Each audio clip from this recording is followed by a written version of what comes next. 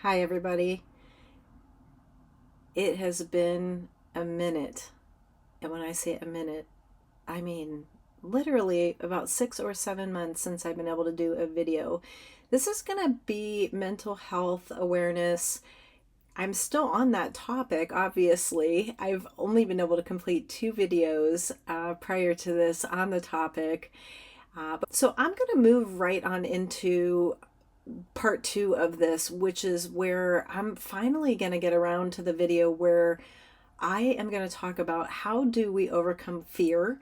And while that doesn't necessarily seem like it's the next step when we're talking about mental health awareness, as the last time I did a video, we talked about anxiety, and maybe it seems natural to talk about depression or ADHD or any of the other adult syndromes that we face in life that might be a little daunting, but surely if we have the right tools, we can overcome any of these various, let's call them diagnoses, right?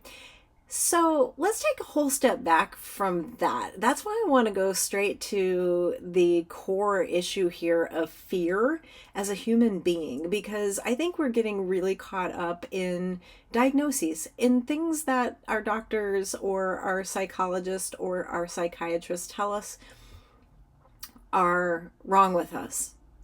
Then we sort of own it, like, oh, well, my anxiety. And I catch myself saying that a lot, my anxiety. Well, then it's like I'm owning that. But if I really back out of it and I just take the human experience and we talk about that, then we're just talking about our mental health and our awareness of that. We don't have to pathologize it. We don't have to have a disease state because we're anxious or because we get depressed or because we get angry. And so the one thing that we hear again and again is the only thing that we can really control is ourselves. We're going to have the full range of emotions, but how do we respond to our own emotions, right? And especially that anger one, like how do we respond to that? That's very important as far as, do we burn important bridges in life? Do we blow up a job, that we needed to depend on for our family? Do we blow up a good relationship over just not being able to maintain and being angry in reaction to discomfort?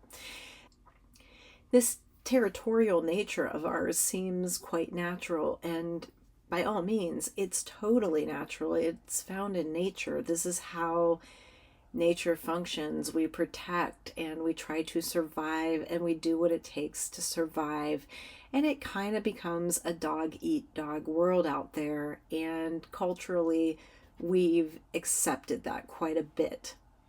So now there's new information, though. And that's why it's so important to get on and do podcasts and videos if you're able to, or get on and listen to them, because there's new information. All of what I just said is the old information. Of course, our instinct is to be territorial and to survive, and then that leads to tribalism and that leads to war. Okay, that's where we're at right now. We're trying to move beyond this and have a better way of reacting to our human instincts.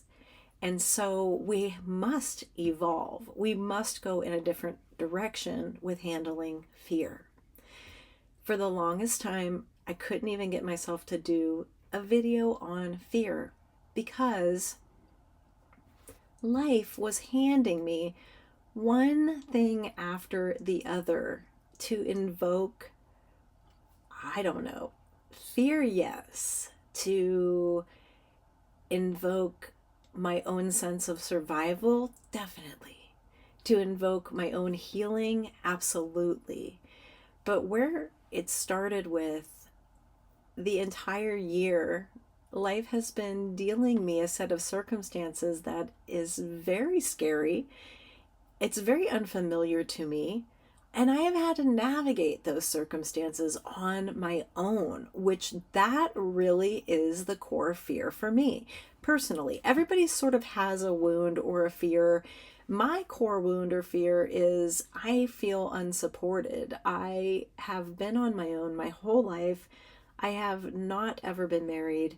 I have not ever been pregnant. So having a family to protect or even a marriage to protect, that has not been something that I have had to deal with. But protecting my own self, my body, my home, my assets, my property, all of that has been threatened. And especially this year, there have been so many things in my world that have been threatened by people in proximity to me.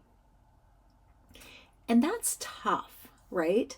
So I did not melt down. And here I am on this podcast smiling. And trust me when I say that I did have meltdowns, but I didn't downward spiral. I didn't crawl into a bottle of alcohol. I didn't lay in bed for weeks at a time. Yes, there have been tears, and I am human.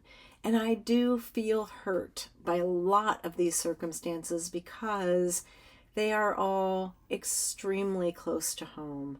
This is where you feel really alone, like almost nobody has your back, right?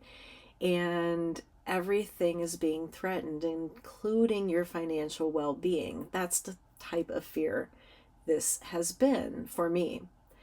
And even though not all of the circumstances that have been happening this year and that have happened are still active, some of those have come full circle and those have been closed. Quite a number of them, I'm still going through it. And so I can be here now confidently doing a video like this, doing a podcast like this, and giving you the information. Finally, I feel strong enough to do this. Finally, I'm not afraid to get in front of the camera again and do this. I'm strong enough now. And how did I get here? Well, I definitely did not get here by using the old information and how I used to be and what I normally would have done.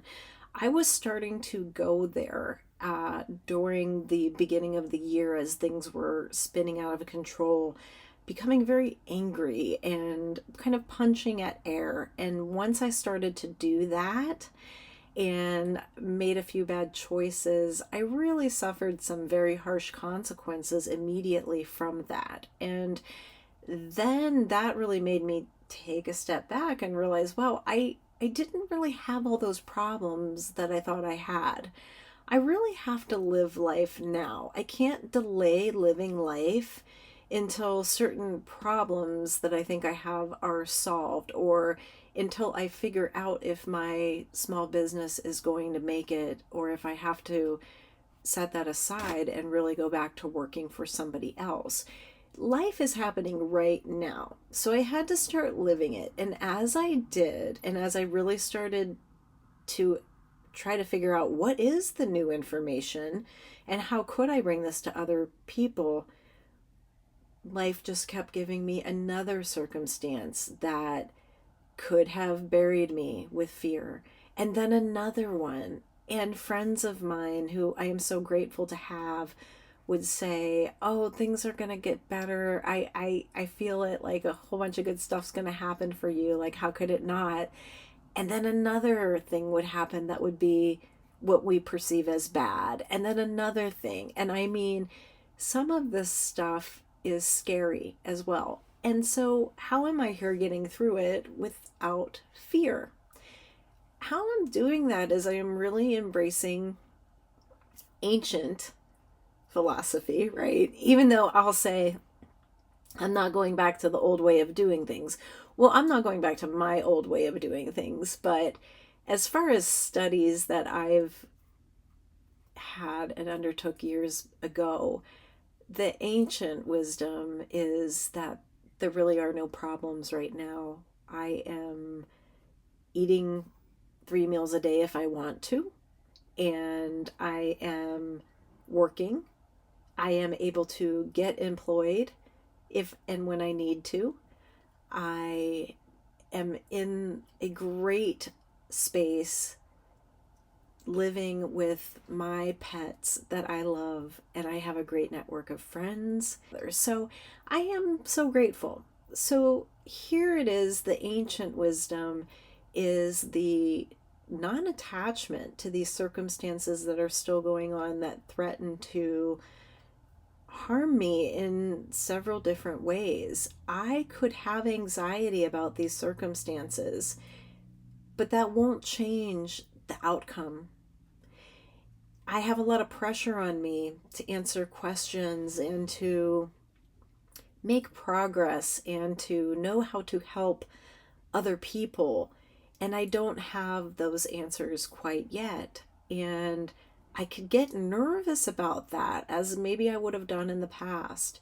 But I'm not nervous about it, because what I realize is that it doesn't really matter what the outside world is doing. There are a lot of other actors on these stages.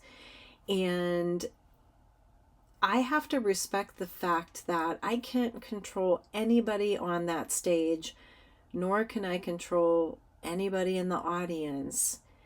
I'm on the stage and I can control me. I'm also in the audience and I can control me, right? But other than that, I don't have any control over the outside circumstances in my life or in anybody else's life. And so I have never been able to practice patience as well as I am right now. I've never been able to practice the peace and calm that I feel right now. And that's the reason that I can jump back onto a podcast video and tell you that there is a lot of hope in getting rid of all of these pathology and disease states and diagnoses that we use to label. They are just labels, states of our mind and states of our emotional well-being as human beings. If we're emotionally unwell or mentally unwell or even spiritually unwell, we're probably going to be physically unwell in some ways.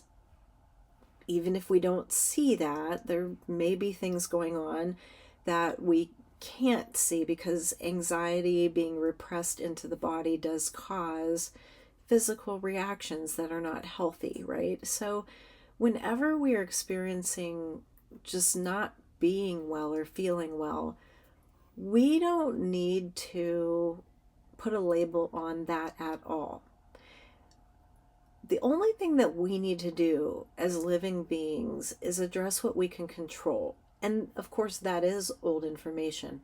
But when it comes to your fears, how do you control your fears? That is where it could be thought of as new information for you. Because a lot of times people don't even recognize that they are having a fear before they're reacting very impulsively. And I'll give you a light example. When two people start to date one another and the one person really likes the other and they're afraid of rejection. So a light example of like the fear kind of leading to just impulsiveness is, oh boy, I'm afraid this person is going to reject me, so I'm backing out of this first. I feel that they are kind of, they're not into me and I just don't want to get hurt. So I'm just going to tell them the good old, hey, it's not you, it's me.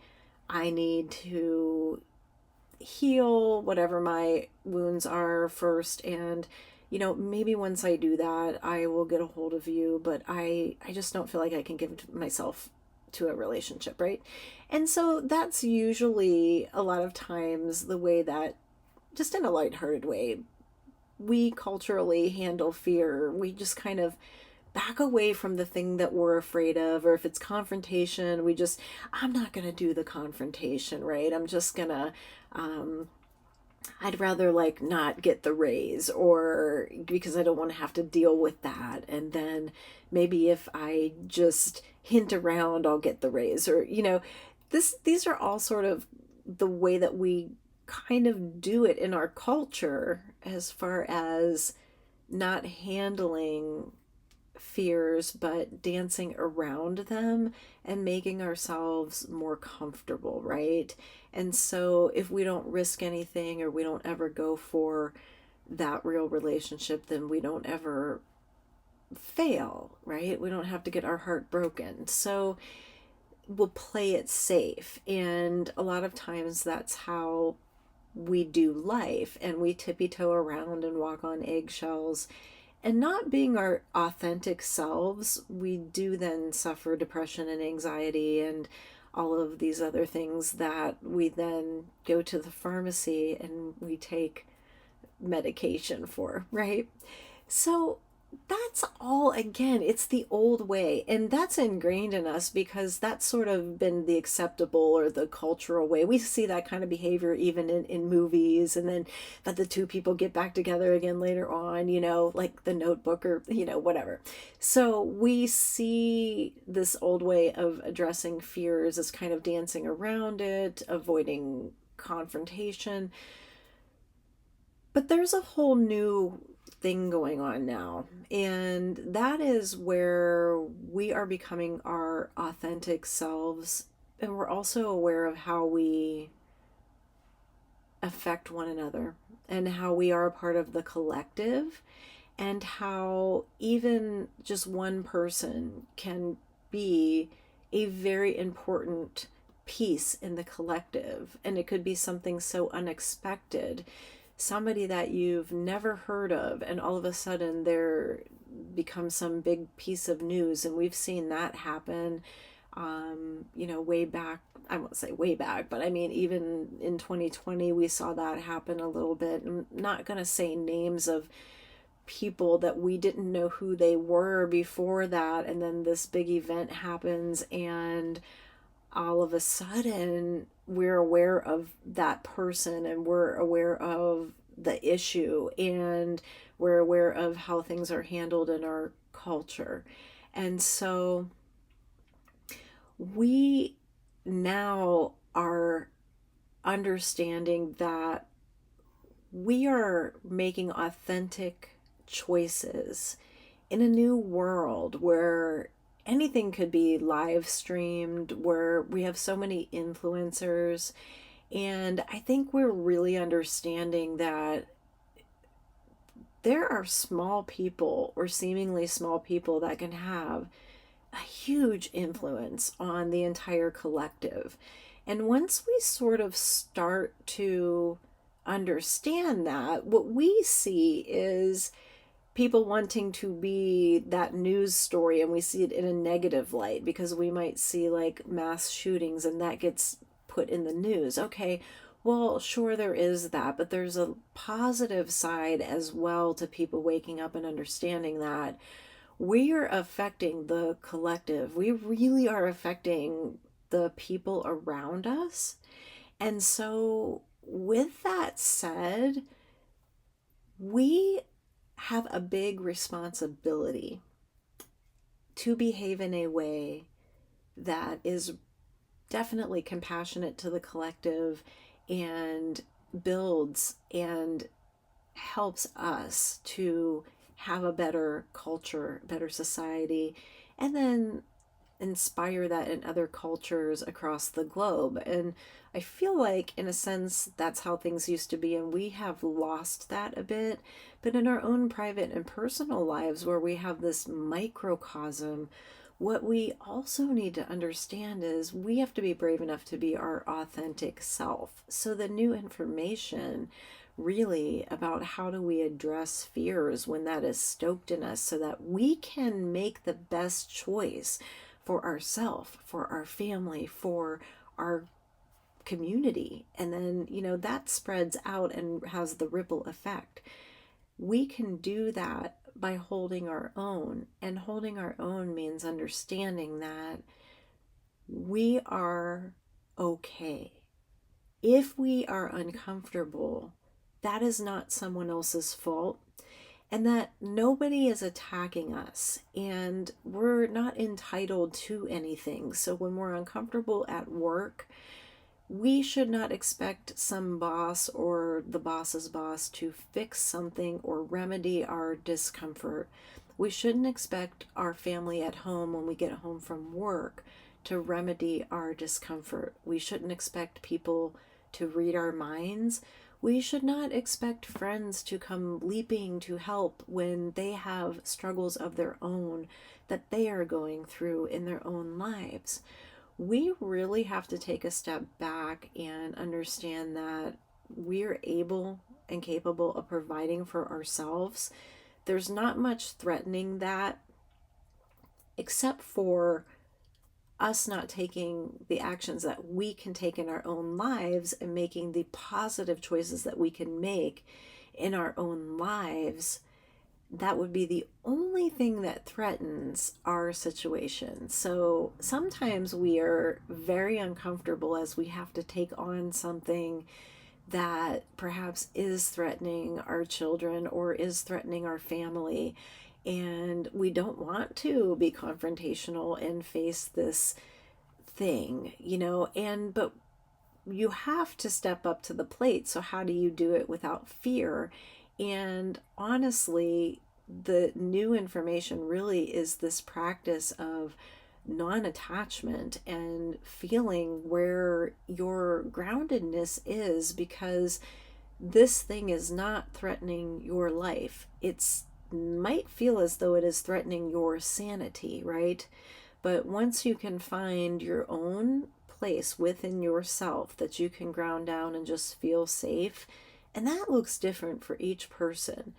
But once you find that, it doesn't mean selfishly ignoring everything else, but it means putting on your own oxygen mask first and realizing that, okay, you're okay. And if you have to take care of something like a family and a huge situation to protect them, the best thing that you can do is remain calm and in control and okay. Now, yes, that's easy to say. And when I have been going through a lot of stress this year, the worst thing that somebody could have said to me is like, just stay calm and, or just, pull up your bootstraps and be tough about it. Or, there's so many ill compassionate things that made me feel like, well, sure, I can stay strong. Sure, I can try to meditate daily. I do have a wellness center. So, I mean, I do have a yoga practice, a regular yoga practice.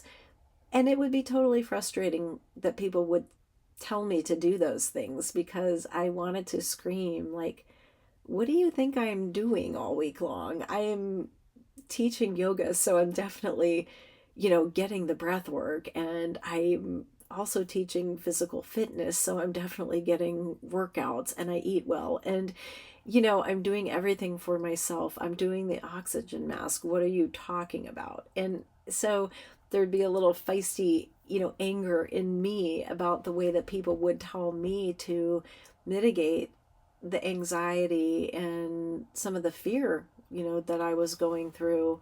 And it wasn't a big deal to other people what I'm going through. So that was an emotional trigger as well. And the old me and the old way would have been going to therapy. And I'm not saying don't go to therapy. I did start meditating. I did go back to my spiritual counselor twice within a matter of like 1 month's time, or maybe 2 months' time, because I needed that. And generally, I would only go to my spiritual counselor about once every year or year and a half. And so that's a big deal to have back to back sessions. And because the intensity of what I was going through in my life and what I am going through is a big deal. A lot of people around me, they feel for me, but they have no idea really, and that's okay. I no longer feel abandoned, like I'm unsupported and so alone.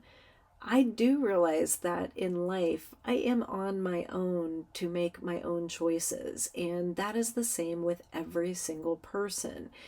And I do realize that I am not going to feel good if I am making choices to wrong somebody else. If I am making choices to, let's say, lie or steal or be vindictive, I will not feel good about myself. So I just have to do in life what feels right to me and not worry about what other people are doing. I'm seeing so many of us get caught up in fear of people who are evil, and they will take evil actions and they don't care about even taking another person's life or a lot of people's lives. And so that stokes this fear. But again, there is no point in any of us in the collective living out of that fear. It doesn't help anything. And that is an old way of existing, and that is what has caused so many people to just get in line and do what they are told. Right now, we're seeking a new way, and that's authenticity. So, no matter what anybody else is doing, you being authentic to yourself and finding that space within yourself that feels good and safe and it's the right choices, that is something that you can hone into anytime. And there are no answers out there in the world, there are only answers within. And we maybe don't even need to figure anything out within. We just need to rest there when we have these storms, because people that we know are going to pass away. That's grief, and that hurts, and that will happen. And when that's happening, we'll have to go within and weather that storm. Flailing around and getting mad at the world or putting toxins in our body to numb out is not going to help, right? So it's not only the being able to be authentic and find a place and a resting place within, it is about being real with oneself, about the fact that we all go through this. And even having somebody lie to you repeatedly, or even being the recipient of abuse repeatedly, every human goes through betrayals and hard times and grief and loss. We all go through happy, joyful moments as well, even if those are fleeting. We do. And so we're no different. This is what human life is. So as long as we are alive, the best thing that we can do is find that safe place within and keep returning there. So I do definitely want to promote meditation and breath work and yoga, but some people get that from mowing the grass. They sit on a riding mower and that's their meditation. And you know what? Great. Some people get that from going out and swinging a golf club or going fishing. These are more, I guess I'm saying some things that maybe pertain to men a little bit more, because I do see more women in the yoga classes, but I have male clients, and male clients have a way of going out in nature and just sitting in a tree stand and loving life and having gratitude. And they don't talk about it, but that's what they do. And it's healthy. And so we can all make that healthier choice for how will we ground down into our safe space each day. Where will we find that within? And then how do we put on our oxygen mask, not to the point where we're selfish or ignoring priorities. I'm not suggesting that at all, but to the point where the reason that we are pulling away for that meditation, that maybe it's only 5 or 10 minutes a day, we're pulling away once in a while for that fishing trip. The reason that we are doing that is because we want to come back and help the family, the community, the greater human collective. That we are going to pour what we're learning and the strength that we are getting back into the cause, which the cause is humanity becoming more benevolent, and knowing that we are a strong force that can influence that, and desiring to influence that in the right way. So again, it's not about being selfish. I'm certainly not suggesting that when your family needs you, you take off on some kind of meditation retreat and abandon everybody because you want to achieve some kind of enlightenment and you can't be there for them until you do. That's not what I'm saying at all. I'm saying that we all live regular lives, and that's why in our culture we do work pretty hard, and so we do need to pull away, but we a lot of us can't afford we don't have the luxury of being able to do something like that and go on a retreat and bring our whole family with us, which would be the right way to do that. We don't have the luxury of being able to do that. So, what we have to do is find ways in our simple lives. And that's even if we, have a very modest, you could really be living out of a yurt, essentially, something super modest like a tent, and still pull away for 10 minutes a day to breathe or stretch or be in a safe place to harness your own strength and to go within and to feel okay and to know that you are okay. And that is the best that any of us can really do. When we do that, we'll start to do that automatically when fears come in, and we'll know how to get to our safe space and navigate our way through anything. Like, even if we are literally in an earthquake, we'll know how to retreat and to stay safe and breathe our way through it as long as we are conscious and aware. We won't melt down. We won't allow fear to overcome us. And so when something comes in and threatens that, the perfect practice is to sit still. So something small might come in. You think that your best friend just lied to you, and you're like, oh no, geez, oh Pete's, and then maybe you're obsessing about that and you're like, I hope that didn't happen. And how am I going to confront this? Well, just something that small. The practice is just go to your safe space within, sit still, know that you're okay, the whole thing is okay, and just be patient with life and have life unfold for you. And then if that person does this again, then you know that you're not making that up or seeing things, and then you can address it. It's not going to be the end of the world. You just retreat to the safe place again, and you remain still and you remain calm and you are in control of your reactions. And one of the things that was really disappointing to me is the amount of people who will drop the ball, and the amount of people who are dishonest in life. And I totally had never wanted to believe that. That whole, I think it was Bob Marley that said, everybody's going to hurt you. You just have to decide the ones who are worth it. And I think once in my own mind, I realized that we are all so afraid of rejection, and we all do things out of character for various reasons, and we're all just learning. And so sometimes it takes a while for a person to get it right, and they make mistakes, and maybe they can't admit it at the time, and maybe way later on, they learn from that mistake, and you were only there to witness the mistake, but not way later on when they really did learn from it. So we kind of have to cut each other a little bit more slack. And I think once I realized that even a lot of the people that lash out and hurt others, even the bullies, that they're just hurting themselves. They're insecure and they are human, and they are making a huge mistake with the way that they're conducting themselves in these moments where they do behave as the bully and they harm the other. But that's their walk and that's their story.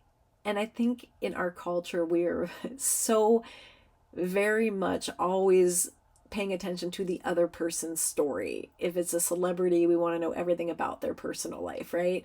The paparazzi. We're just always sort of focused on the other. If we get out of a relationship, we will just think about how the other person is so wrong and how we wish that they would get how they've done so many things wrong and how they played a big part in the relationship failing. And we just keep wanting to teach them a lesson. And I think that that is a part of our culture that is old now. And I think that we're moving past that as we kind of shift into a culture that is more compassionate and thinks about the other. And it's not that we should allow somebody to walk all over us or lie to us or abuse us. No, that's, again, that's the old way. But it is a matter of understanding that when somebody does not treat you the way that you want to be treated, it's just simply up to you to exit the relationship and not feel a way about that. We don't have to be angry at one another. We are so angry at one another because the other person does not agree with us. We need to be right. We need to be validated and agreed with. And so I think that's where a lot of the problems of the present moment are at.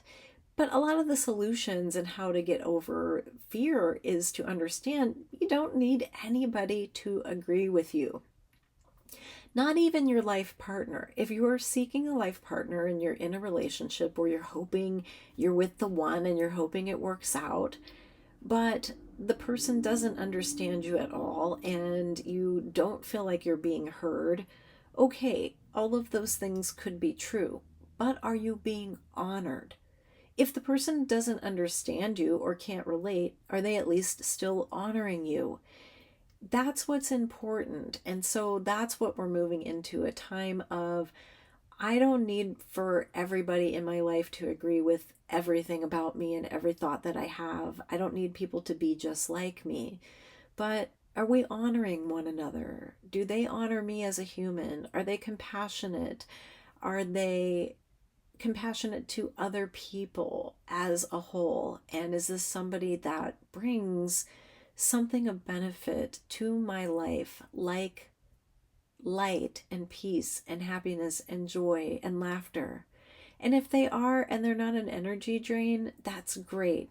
And anybody that is an energy drain, we don't have to go crazy and nuts and be so angry and so exasperated that somebody didn't end up being exactly what we wanted them to be, and they didn't think about things exactly the way that we did, and we couldn't relate to them, we didn't understand them, and we didn't want to take the time to get to know them. We don't have to be mad about that, okay? And a lot of times we do get angry when relationships don't work out or friendships don't work out or we have in-laws and just even having that relationship doesn't sort of flow smoothly, and we allow those things in the privacy of our own room to eat us alive sometimes. In some cases we get so mad at the other person, and it's up to us to stop that particular behavior. And again, we have to feel comfortable with ourselves. We have to find the place within us that feels good, that we know that no matter what else out there is going wrong, we can always return within, and that feels good.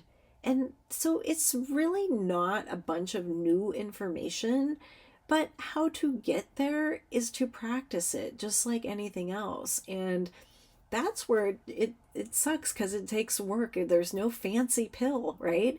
There isn't any other way to say it, but go into your quiet space for at least 10 minutes a day, set a timer, and whatever meditation is to you, do that. Go inward and find yourself and your inner awareness and where you feel good, and be there for 10 minutes each day. And then maybe your timer goes to 15 minutes, or maybe it's 10 minutes twice a day, and you can keep expanding on that. But getting started on something that is your regular commitment to yourself, it is very important. And I do think that it is the key to success here in addressing fears and in overcoming fears, is getting very comfortable with ourselves and being comfortable in our own skin.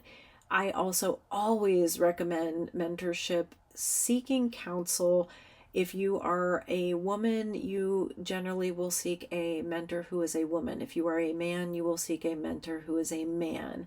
And the reason I say that is to not cross over into, and it also depends on your preference as far as, your sexual preference, who you like to date, but to not cross boundaries. We don't really want to be forming crushes on people who are our therapists or mentors or spiritual guides. That needs to be a safe place, free of any other strings. There should be no strings attached there. So if you are not attracted to your mentor, great. If you are, you probably want to move on. But mentorship is something that it's just so valuable. So if you have somebody that you can go to, even if it's not somebody that you're paying, just maybe, an elder that you have met along the way that is willing to sit and talk with you, somebody that you trust and can respect.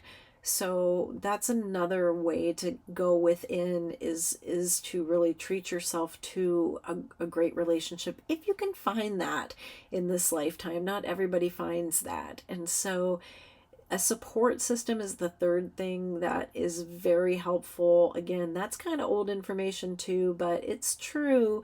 You definitely are the company you keep. Your support system should be benevolent. It should be full of people who really do support you, and they should definitely have your back no matter what, and make you feel supported and make you feel really loved and good about yourself at all times, unconditionally. So it is important to find people like that. Now, if you're in an area where maybe you've just moved into an area and you're like, I don't have that, well, reach out to old friends.